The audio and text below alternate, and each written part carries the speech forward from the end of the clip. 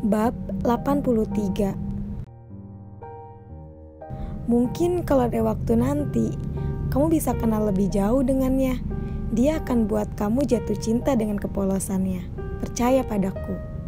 Ujarku begitu semangat menceritakan Zafon pada Saira. Ini semua karena Saira yang memaksaku untuk menceritakan bagaimana mereka. Hanya saja, aku tidak mau menceritakan lebih detail tentang Dante. Dante itu milikku seutuhnya. Lalu, kapan Mbak akan pulang dan bertemu dengan mereka lagi?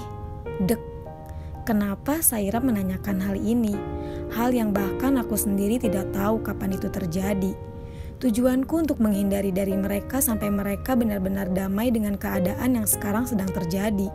Sampai mereka benar-benar menerima jati diriku yang dulu sebagai perempuan hina itu. Sampai putraku benar-benar menerimaku sebagai pasangan papanya. Tanpa Saira tanya pun, aku akan tetap pulang. Bahkan sekarang pun mereka masih ada di hatiku. Lalu, kemana lagi aku akan pulang? Aku sangat merindukan mereka. Ingin rasanya kabur saat ini dan bertemu dengan mereka. Tapi mau bagaimana lagi? Inilah hidup. Penuh dengan cobaan di tengah kepalsuan kebahagiaan yang sama sekali sulit untuk digapai. Aku terdiam, tidak bisa menjawab pertanyaan Saira.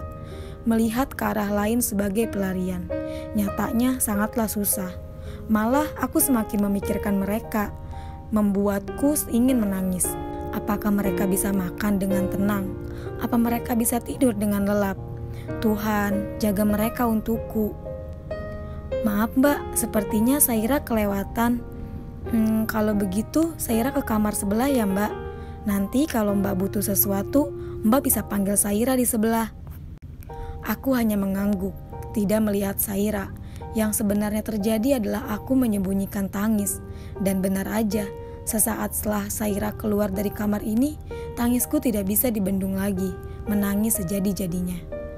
Tuhan, ini menyakitkan, gumamku, bahkan sampai menekan dada sendiri saking sakitnya. Tidurku tidak tenang. Tengah malam aku mengalami demam sampai menggigil. Bahkan aku sampai membungkus diriku sendiri dengan selimut Saira. Tetap saja masih terasa dingin. Kepala pusing, berkelabat, ingin pecah rasanya. Lemas, lemah, lelah.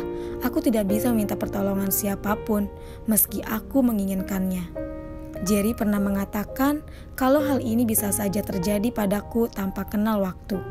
Akibat kekebalan tubuhku yang tidak seperti biasanya lagi. Dan ya, terjadi sekarang. Perlahan penyakit ini akan menggerogoti tubuhku. Membuatku lemah, tak bersisa, tak berdaya. Aku hanya akan meninggalkan satu hal, cinta untuk anak-anakku dan suamiku. Tidak anak, jangan lemah dulu. Kamu harus kuat untuk si kembar. Kamu jangan lemah, si kembar sangat membutuhkanmu sekarang ini. Dia harus kamu rawat sampai waktu menentukan kapan kamu akan meninggalkan semuanya. Kamu harus bertemu Zafon dan mengatakan kalau si kembar bukanlah anak haram. Anak-anakku tidaklah anak haram. Aku juga harus bertemu dengan Dante, mengatakan padanya kalau aku sangatlah mencintainya. Ia adalah duniaku. Mengatakan padanya untuk tetap menjaga anak-anaknya nanti, mendidik mereka dengan sayang, menjaga hati kita meski terhalang dunia. Mungkin aku bisa melihatnya nanti, tapi dia tidak. Aku hanya bisa membungkus kenangan yang bisa aku bawa untuk diriku nanti, menyimpannya dengan indah. Lama-kelamaan, menahan rasa sakit ini, hanya tangisku yang bersuara, tak bisa menahan kesakitan ini, bak rasanya perlahan sirna. Zafon, tolong jangan benci Mama. Mama cinta Zafon sangat. Aku tidak bisa tidur, gelisah tidak karuan. Aku bangun ketika subuh mendengar keributan dari luar. Susah payah, aku akhirnya bisa menahan rasa sakit ini dan keluar dari kamar. Ah iya, aku lupa kalau pagi-pagi Saira harus pergi ke pasar. Aku tidak mungkin akan lalai begitu aja. Aku numpang di sini. Mbak sudah bangun? Tanya Saira saat melihatku masuk ke dapur. Aku tersenyum menanggapinya. Padahal Saira sengaja tidak membangunkan Mbak supaya tidak ikut ke pasar. Nanti Mbak kelelahan kalau ikut jualan dengan kami. Tidak apa. Aku membantu Saira memasukkan jajan-jajan yang sepertinya akan diperjualbelikan hari ini. Ada beberapa yang aku tahu, tapi ada beberapa yang baru aku lihat rupanya. Yangko, getuk, kerasikan, wajik, dan kue lumpur. Ada satu lagi, makanan yang tidak aku tahu, tapi kelihatannya sangat enak. Kalau ini apa namanya? Hanya makanan ini saja yang belum aku tahu, ujarku menunjuk satu makanan itu. Ini namanya kipo. Kipo, tanyaku. Saira mengangguk semangat. Tahu nggak sejarahnya? Tanya Saira. Aku menggeleng. Saira begitu supel, membuatku nyaman bicara dengannya. Jajan ini terbuat dari tepung beras dengan isi parutan gula Jawa. Dulu ada yang bertanya, "Iko opo?" Yang artinya, ini apa? Karena itulah, jajan ini disingkat jadi kipo, singkatan dari iki opo. Jelas Saira membuatku langsung paham. Sangat menarik. Aku boleh mencobanya? Tanyaku ragu. Tentu aja. Saira langsung mengambilkan satu untukku. Aku mengambilnya dan langsung memasukkannya. Beuh, jangan ditanya rasanya seperti apa. Enak tenan. Enak? Bagus deh kalau Mbak suka. Saira takut Mbak tidak menyukainya. Mbak yakin mau ikut ke pasar? Tanya Saira berulang kali. Memangnya apa yang salah kalau aku ke pasar? Apakah aku akan menghabiskan semua jajan yang akan dia jual? Tentu aku tidak akan melakukan itu. Aku juga tahu diri.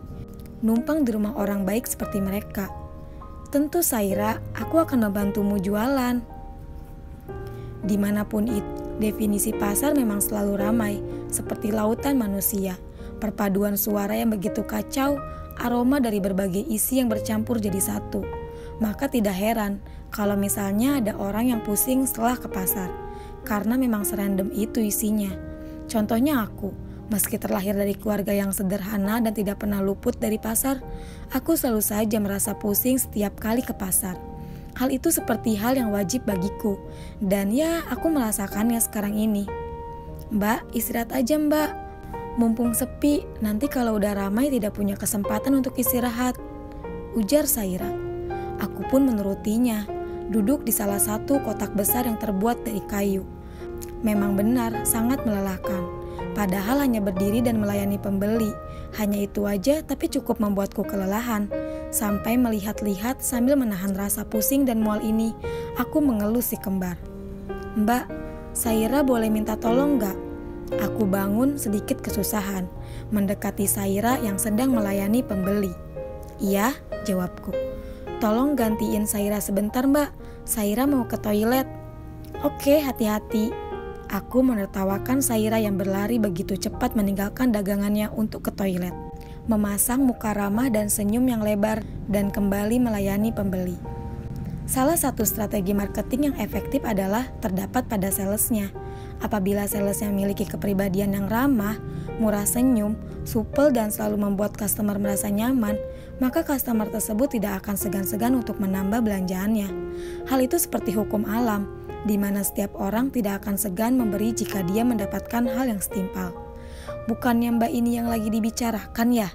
Bisik salah satu pembeli. Aku tahu hal itu. Aku berusaha untuk mengabaikan topik pembicaraan mereka. Berusaha tetap tersenyum dan melayani mereka dengan baik. Ini bu, ujarku. Berapa totalnya mbak? 39.000 bu, jawabku. Salah satu ibu-ibu itu mengambil ponselnya dan mengambil fotoku. Hal yang aku sesali adalah tidak memakai masker. Dengan begini, sama aja dengan membiarkan Dante mengetahui keberadaanku nanti jika hal ini tersebar di media sosial. Tapi apa boleh buat? Apa mungkin aku memarahi mereka karena mengambil fotoku? Ini terlalu membingungkan, terlalu memusingkan, sampai membuatku tidak bisa berpikir dengan benar. Maaf bu, jangan ambil foto ya bu, terima kasih sudah berbelanja, ujar Saira tiba-tiba saat kembali dari toilet. Ia langsung memakaikan masker untukku. Berita tentang Mbak sudah menyebar, kita nggak boleh lalai begitu aja. Pakai ini untuk menutupi wajah cantik Mbak, ujar Saira tersenyum padaku. Beruntung sekali aku bertemu dengan mereka. Begitu perhatian dan sangat peduli rasanya. Mengucapkan terima kasih setiap saat sepertinya belum cukup. Kami lanjut jualan. Memang susah mendapatkan uang. Lain halnya dengan seseorang yang sudah kaya. Maka begitu mudah baginya untuk berkembang. Semakin siang, pusingku semakin tidak bisa ditahan. Aku sampai berpegangan pada salah satu tiang, saking tidak tahannya. Padahal masih setengah jajan Saira yang belum laku. Ana tahan sedikit aja. Setelah itu ayo pulang dan istirahat. Ingat kesehatanmu, ingat si kembar dan jangan repotkan semua orang, terutama keluarga Saira yang telah membantumu. Mbak tidak kenapa-napa kan? Tanya Saira. Astaga, Mbak demam, jerit Saira berlebihan. Aku menggeleng. Tidak apa-apa, gelap. Tidak perlu, biarkan dia dirawat di sini. Jangan biarkan dia keluar dari rumah sakit. Seperti yang kita tahu, kondisinya sangatlah tidak memungkinkan untuk keluar dan melakukan aktivitas seperti biasa. Ini bukan penyakit main-main. Aku terbangun karena mendengar suara keras itu. Bahkan rasanya sampai mengganggu alam bawah sadarku. Siapa lagi kalau bukan suara Jerry? Suara khas itu kembali masuk ke telingaku. Tapi kita tidak bisa memaks. Kamu berani lawan saya? Siapa Jerry sebenarnya? Kenapa dia malah membentak dokter yang bahkan lebih tua darinya? Dan mungkin lebih tinggi jabatannya darinya. Dan yang lebih anehnya lagi, dokter yang dimarahinya itu terus saja menunduk ketakutan. Apa dia menyembunyikan sesuatu padaku? Statusnya mungkin? Jerry, panggilku lemah. Dokter tua itu langsung keluar. Ekspresi Jerry seketika berubah. Ia yang tadinya meledak-ledak, emosi tidak karuan, malah setelah aku memanggilnya, ia menjadi ceria. Seperti sebelumnya tidak pernah terjadi apa-apa. Iya benar, ia menyembunyikan sesuatu padaku. Sudah bangun? Tanya Jerry duduk di sampingku. Aku menunduk memainkan jariku sendiri. Apakah mungkin selamanya aku akan diam terus di sini? Kembali terus ke ruangan ini. Dalam keadaan yang sama, pingsan dan dilarikan ke rumah sakit. Jerry, gumamku. Apakah selamanya aku akan seperti ini? Tanyaku. Jerry langsung mengangguk, tersenyum ragu. Apakah ada harapanku untuk hidup lebih lama? Tanyaku lagi. Mataku berlinang air mata. Seketika raut wajah Jerry kembali berubah. Ia menjadi sosok yang dingin, tidak menjawabku. Mungkin sampai anak ini terlah. Hidupmu tidak akan lama kalau kamu mempertahankan kandunganmu, Cinta. Selama kamu mempertahankan kandunganmu, maka kamu tidak akan bisa menerima pengobatan apapun. Karena apapun itu akan berpengaruh pada kandungan yang kamu pertahankan. Ujar Jerry menyela ucapanku. Ia begitu emosi, ada apa dengannya? Ia hanya orang baru bagiku, kenapa begitu peduli? Kalau begitu, aku minta tolong padamu. Aku sampai memegang tangan Jerry, memohon padanya untuk mengabulkan permintaanku. Sekarang aku hanya bisa berharap pada mereka aja, entah itu pada Jerry atau pada Saira dan keluarganya. Aku tahu ini sulit, tapi mereka sangat berharga bagiku. Aku akan tetap mempertahankan kandunganku sampai kapanpun. Jika memang hanya anakku yang selamat, tolong pergilah ke Jakarta, bawa anakku ke suamiku, Dante Kulen. Aku yakin dia tidak akan menolak kedua anaknya. Dan tolong katakan juga pada putraku Zafon, katakan kalau kedua adiknya bukanlah anak haram dan aku sangat menyayanginya. Bisakah aku mempercayaimu, Jerry? Jerry melepaskan tanganku dari tangannya. Ia menatapku tajam. Aku tidak akan membantu seseorang yang pengecut dalam hidupnya, menganggap kalau kebahagiaan orang lain lebih penting dibandingkan hidupnya. Dan kamulah orangnya, Cinta. Aku tidak akan melakukan itu, jawab Jerry dingin. Tangisku pecah. Aku memohon pada Jerry, please, hanya dia yang aku harapkan saat ini. Aku memang pengecut, menyakiti diriku sendiri untuk kebahagiaan orang yang aku sayang. Akulah orangnya, tapi aku bisa apa? Putraku sendiri membenciku dan lebih memilih perempuan lain untuk dijadikan ibunya. Ini sangat menyakitkan, dan kamu tidak akan tahu apa yang aku rasakan, Jerry. Jadi, aku mohon, buat aku tenang dengan menyetujui permintaanku, Jerry. Please, aku mohon. Hanya kamu dan Saira yang bisa aku harapkan. Ujarku terdengar sumbang. Sakit, ini menyakitkan. Aku mendengar Jerry menghela napas panjang dan kasar, memijit pangkal hidungnya. Tolong sembunyikan juga penyakit ini dari semua orang, ujarku lagi. Dengan satu syarat. Apa itu? Tanyaku dengan cepat. Berdamailah dengan perasaanmu. Kembali ke rumahmu sendiri dan hidup bahagia dengan keluargamu. Maka dengan begitu, kamu tidak akan merasa sakit. Sembunyikan penyakitmu sampai kamu sendiri habis digerogoti olehnya. Maaf, Cinta. Aku benci berurusan dengan orang yang keras kepala sepertimu. Kamu pikirkan sendiri permintaanmu itu, apakah pantas atau tidak. Sekarang kamu pilih aja, gugurkan kandunganmu dan fokus pengobatan atau kamu sirna dengan penyakit itu dengan keadaan keluargamu tidak tahu sama sekali. Memang sakit, tapi cobalah untuk tegas dalam diri sendiri, jawab Jerry ketus, menendang kursinya dan keluar dari ruangan ini. Keduanya tidak akan aku pilih, aku akan hidup seperti air mengalir, membuat semuanya sesuai dengan takdir Tuhan. Aku percaya Tuhan telah mempersiapkan bahagiaku dengan caranya sendiri. Kalau begitu, aku tarik ucapanku. Mulai dari sekarang, aku tidak akan percaya dengan siapapun. Kalian tidak akan mengerti dengan yang aku rasakan. Aku menyesal telah bertemu dengan kalian, putusku mencabut selang infus dengan paksa. Mbak, mau kemana? Tanya Saira melihatku kebingungan. Aku mengeratkan jaketku keluar dari rumah Saira. Aku akan pergi sejauh mungkin. Aku lebih percaya pada diriku sendiri. Jika memang Dante adalah jodoh, maka kita akan bertemu lagi, entah di dunia ini dalam keadaan kacau atau nanti.